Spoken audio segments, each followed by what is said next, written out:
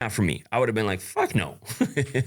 But that's something, don't tell me to do that during. Like, if that's something that you actually really wanted to do, tell me at a different time. Be like, hey, what are your thoughts on this? And then I'd be like, that's a no for me, dog. And then now we don't kill the vibe, right? Say we're being intimate. And she's like, finish in my mouth and I'll pass it back to you. I'll be like, fuck no. Like that would be like a mood killer for sure. So, but don't be afraid. And depending if it's not something super crazy, bring it up.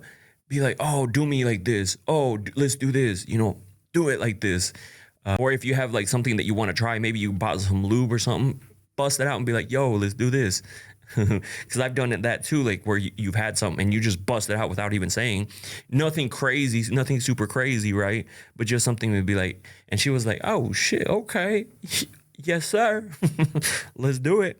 So don't be afraid to be rejected, because again, this is the only way you're going to communicate. If it's something crazy and intense out of this like completely left field, let's save that conversation for like after being intimate or like a different time, right? Don't do it during, because like if you give somebody a wild request during, or just wait until they're lit, because some lit people do some crazy shit. I'll tell you that right now.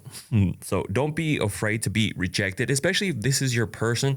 Also, if you're a guy or whoever, if somebody asks you for a request, don't shut them down like that. Maybe it took them a lot to get to this position. Ask you. So don't just be like, fuck no. Just be like, oh, like, like we can talk about that later. Or if it's not during being intimate, be like, talk about it. And then why maybe you don't feel comfortable doing it, right?